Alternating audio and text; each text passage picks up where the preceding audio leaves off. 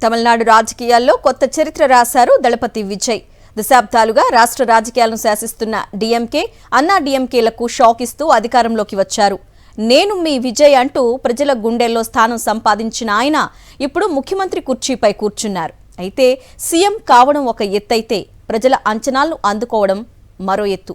పరిపాలన నుంచి రాజకీయాల వరకు, ఆర్థిక పరిస్థితుల నుంచి కేంద్రంతో సంబంధాల వరకు విజయ్ ముందున్న సవాళ్లు అన్నీ ఇన్ని కావు. మరి దళపతి రాజకీయ ప్రయాణంలో అసలు అగ్ని పరీక్ష ఎలా ఉండబోతోంది? సీఎం జోసెఫ్ విజయ్ తమిళనాడు కొత్త ముఖ్యమంత్రి. దశాబ్దాలుగా తమిళ రాజకీయాలను శాసిస్తున్న డీఎంకే, అన్నా డీఎంకేలకు భారీ షాక్ ఇస్తూ తమిళగా వెట్రి కలగం పార్టీని అధికారంలోకి తీసుకొచ్చారు దళపతి.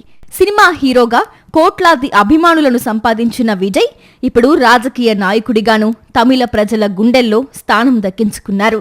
జననాయకన్ అంటూ ప్రజల్లోకి వెళ్లిన విజయ్ మార్పు కోరుకున్న ఓటర్లను తన వైపు తిప్పుకుని చరిత్ర సృష్టించారు. కానీ ఎన్నికల విజయం వరకు కథ ఒకలా ఉంటే ఇప్పుడు అసలు కథ మొదలైంది.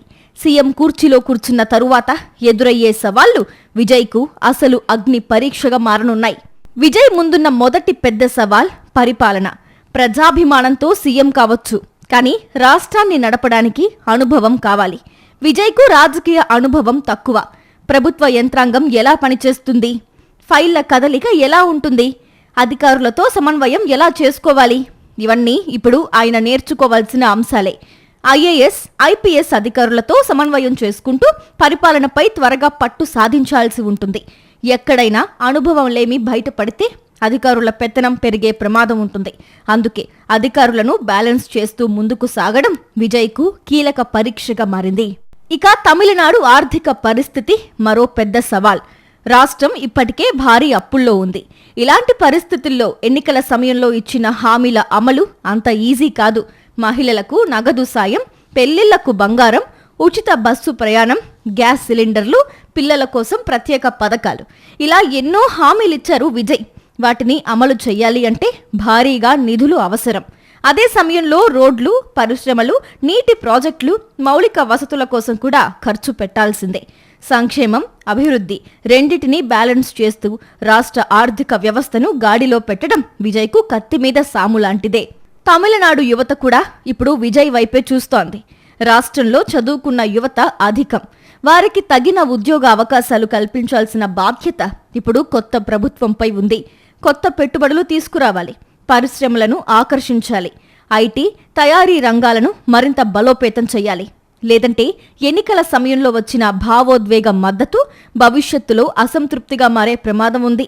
ప్రజల అంచనాలు భారీగా ఉండటంతో ఫలితాలు కూడా అంతే వేగంగా చూపాల్సిన పరిస్థితి విజయ్ ముందుంది. రాజకీయంగా కూడా విజయ్కు సవాళ్లు చాలానే ఉన్నాయి. డీఎంకే, అన్నా డీఎంకేలు ఓడిపోయి ఉండొచ్చు, కానీ అవి బలహీన పడిపోయాయని మాత్రం చెప్పలేం. గ్రామ స్థాయి నుంచి బలమైన క్యాడర్ను నిర్మించుకున్న పార్టీలు అవి. దశాబ్దాల అనుభవం ఉన్న నేతలు ఈ పార్టీలో ఉన్నారు.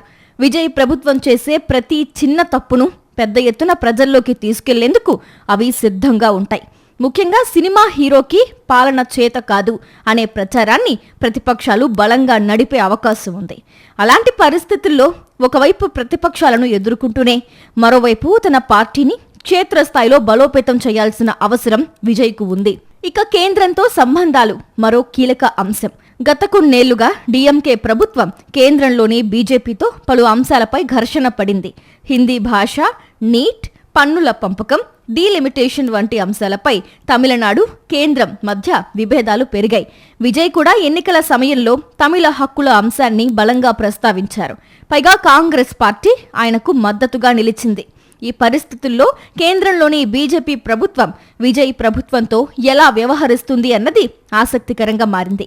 ఒకవైపు ద్రవిడ భావజాలాన్ని కొనసాగిస్తూ, మరోవైపు కేంద్రంతో ఘర్షణ పడకుండా రాష్ట్ర ప్రయోజనాలు సాధించడం విజయ్కు పెద్ద రాజకీయ పరీక్షగా మారనుంది.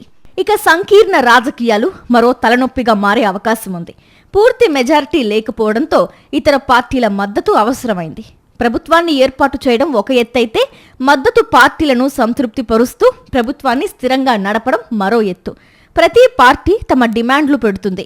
మంత్రి పదవులు, రాజకీయ ప్రాధాన్యత, నిధుల కేటాయింపులు కోరుతుంది.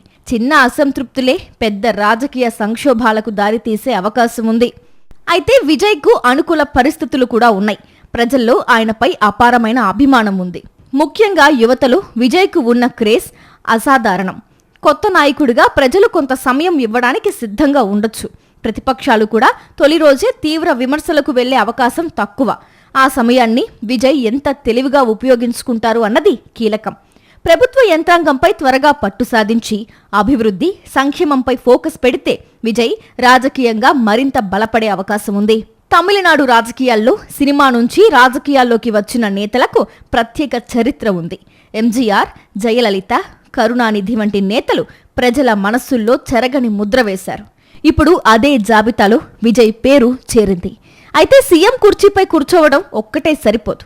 ప్రజల జీవితాల్లో మార్పు తీసుకురావాలి. భావోద్వేగాలను ఫలితాలుగా మార్చాలి. అప్పుడే నిజమైన నాయకుడిగా గుర్తింపొస్తుంది. కాకలు తిరిగిన ద్రవిడ పార్టీల కొమ్ములు విరిచేసి అధికారంలోకి వచ్చిన దళపతి విజయ్ ఇప్పుడు పాలకుడిగాను అదే స్థాయిలో ప్రజల మన్ననలు పొందుతారా? లేక రాజకీయాల కఠిన వాస్తవాలు ఆయనను ఇబ్బందుల్లోకి నెడతాయా?